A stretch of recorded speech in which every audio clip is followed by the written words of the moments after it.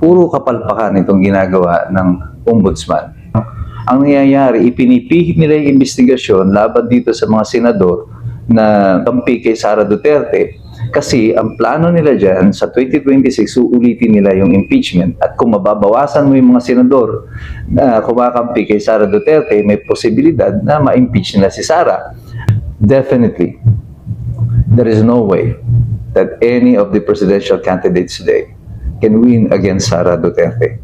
Wala po, kahit nasa oposisyon, sa pink, sa dilaw, sa pula, pag samasamahin nyo na, wala talaga na kandidato who can statistically win against Sara Duterte at this time. Kaya ang option lang nila dyan is to remove Sara Duterte from the election. Bumulaga sa Pilipinas itong nakakahiyang balita na ito na galing sa ombudsman. Si Boying Rimulya lamang po siguro ang ombudsman na araw-araw ay nakikita natin sa TV na panay press conference. Hindi naman trabaho iyan ng ombudsman na mag-press conference. Ano? Parang nakalimutan mo na yata, hindi ikaw ang presidente ng Republika ng Pilipinas. Noong pa man sinabi ko na sa inyo na itong ginagawa nito, yung pag-appoint kay Rimulya, yung investigasyon sa Senado, yung pagpihit ng mga investigasyon from the congressman at saka dito sa mga kontraktor patungo sa mga senador, ay merong other purpose. At ako, ang sapantaha ko noon, parang ang nangyayari, ipinipihit nila yung investigasyon laban dito sa mga senador na perceived to be kampi kay Sara Duterte kasi ang plano nila dyan sa 2026, uulitin nila yung impeachment. At kung mababawasan mo yung mga senador na kumakampi kay Sara Duterte, may posibilidad na ma-impeach nila si Sara. At its current composition and number, 9 senators in favor of Sara Duterte, means that the impeachment is already defeated. O bakit naglalakas ang loob ngayon si Trillanes na uulitin daw nila yung pagsasampa ng impeachment sa 2026? Well, probably it's because they believe na posibleng by 2026, they have removed enough number of senators, or some senators will already switch side, na makukuha na nila yung bilang na kinakailangan nila, which is 2/3 of the Senate, para tanggalin si Sara Duterte. The ultimate objective here is to remove Sara Duterte by virtue of an impeachment, to disqualify her from running for president. Definitely, there is no way that any of the presidential candidates today can win against Sara Duterte. Wala po, kahit nasa oposisyon, sa pink, sa dilaw, sa pula, pag samasamahin nyo na, wala talaga na kandidato who can statistically win against Sara Duterte at this time. Kaya ang option lang nila dyan is to remove Sara Duterte from the election. And how does it benefit the Filipino people? It benefits us none. Wala pong nagiging tulong ito sa atin. As a matter of fact, lalong humihirap ang ating bansa dahil puro pamumulitika ang nangyayari sa atin. Ang ating gobyerno for the past 3.5 years has done nothing to improve the economy, tourism, import, export. We are being sustained by the OFW remittances. Yan ang pinakamalaking pinagmumulan ng dolyar natin sa kasalukuyan. At walang mga major legislation or policy na pinapasa pating Kongreso. Ang pinag-aabalahan ng Kongreso ngayon, ito lamang budget. At pag naipasa na nila yung budget, parang tuwan-tuwa na sila. Wala nang ibang mga important pieces of legislation ay pinapasa sa kasalukuyan. Ang ombudsman sa kasalukuyan na meron tayo, I don't think is doing his job properly. I think he is just being made as part of the propaganda machine to support this administration. Ang kilos niya, yung kanyang galaw, ay hindi pang ombudsman. Ito ay parang propaganda machine for the administration at the moment. Pero tayong lahat ng mga nanonood, nagmamasid, alam na natin kung ano nangyayari. Kasi tayo ay patuloy na nagsisipag-engage. We continue to monitor the situation. At patuloy din tayo nag-aaral.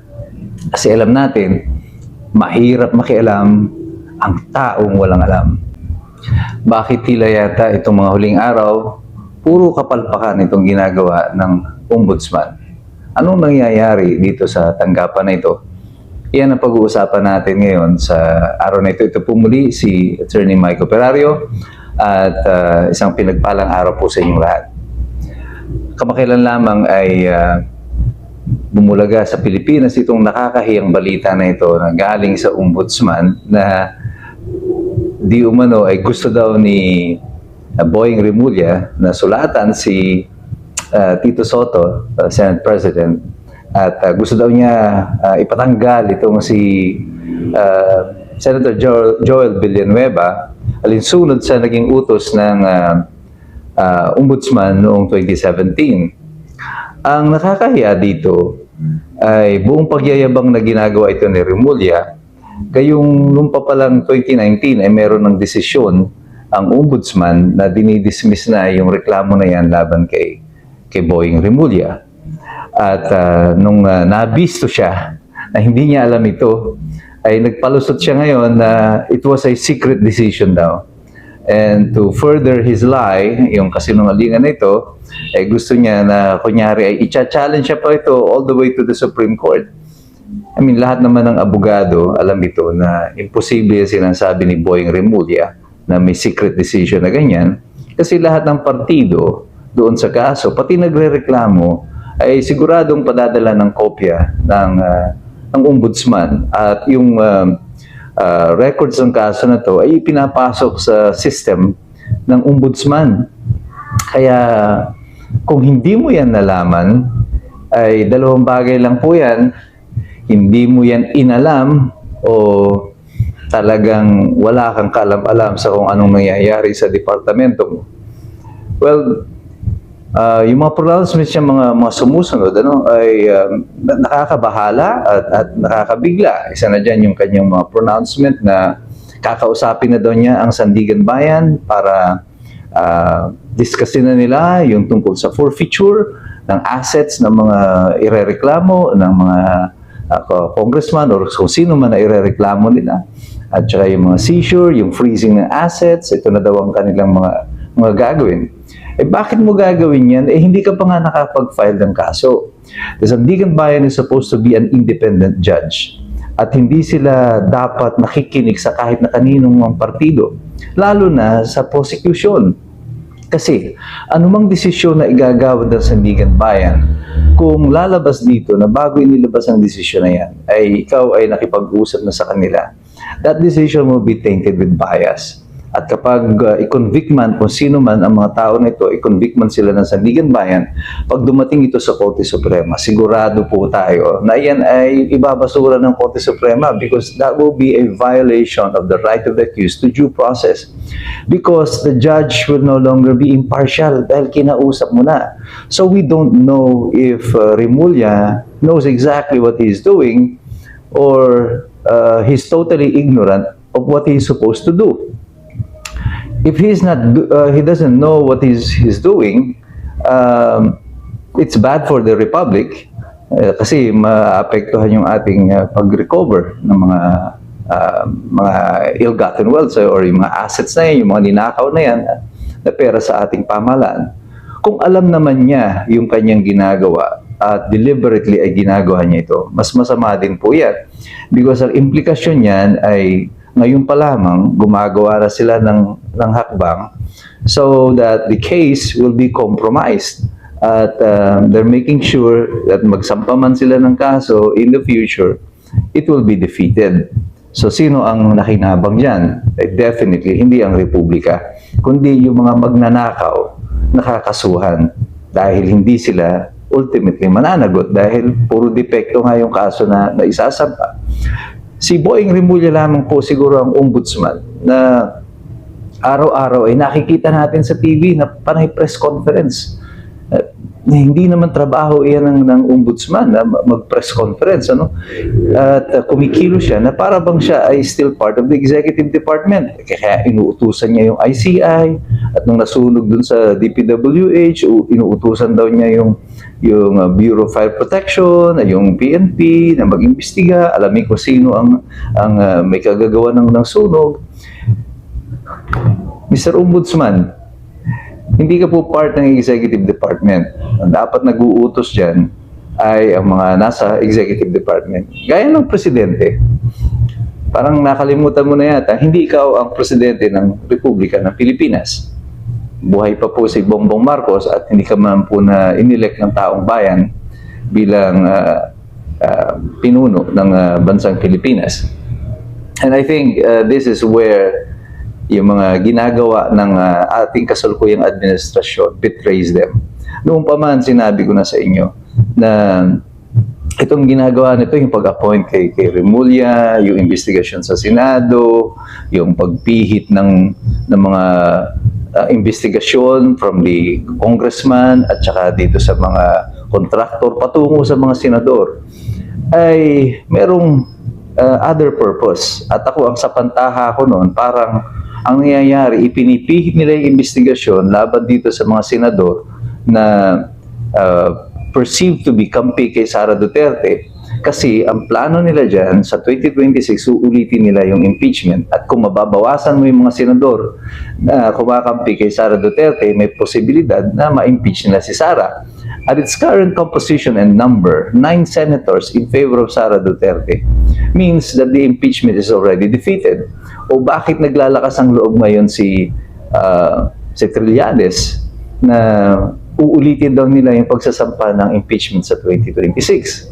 Well, probably it's because they believe na posibleng by 2026, they have removed enough number of senators, or some senators will already switch side, na makukuha na nila yung bilang na kinakailangan nila, which is 2/3 of the Senate, para tanggalin si Sara Duterte. The ultimate objective here is to remove Sara Duterte by virtue of an impeachment, to disqualify her from running for president. Definitely, there is no way that any of the presidential candidates today can win against Sara Duterte. Wala po, kahit nasa oposisyon, sa pink, sa dilaw, sa pula, pag samasamahin nyo na, wala talaga na kandidato who can statistically win against Sara Duterte at this time. Kaya ang option lang nila dyan is to remove Sara Duterte from the election. And how does it benefit the Filipino people? It benefits us none. Wala pong nagiging tulong ito sa atin. As a matter of fact, lalong humihirap ang ating bansa dahil puro pamumulitika ang nangyayari sa atin. Ang ating gobyerno for the past 3.5 years has done nothing to improve the economy, tourism, import, export. We are being sustained by the OFW remittances. Yan ang pinakamalaking pinagmumulan ng dolyar natin sa kasalukuyan. At walang mga major legislation or policy na pinapasa pating Kongreso. Ang pinag-aabalahan ng Kongreso ngayon, ito lamang budget. At pag naipasa na nila yung budget, parang tuwan-tuwa na sila. Wala nang ibang mga important pieces of legislation ay pinapasa sa kasalukuyan. Ang ombudsman sa kasalukuyan na meron tayo, I don't think is doing his job properly. I think he is just being made as part of the propaganda machine to support this administration. Ang kilos niya, yung kanyang galaw, ay hindi pang ombudsman. Ito ay parang propaganda machine for the administration at the moment. Pero tayong lahat ng mga nanonood, nagmamasid, alam na natin kung ano nangyayari. Kasi tayo ay patuloy na nagsisipag-engage. We continue to monitor the situation. At patuloy din tayo nag-aaral. Kasi alam natin, mahirap makialam ang taong walang alam. God bless you. God bless us all. Mabuhay ang Republika ng Pilipinas.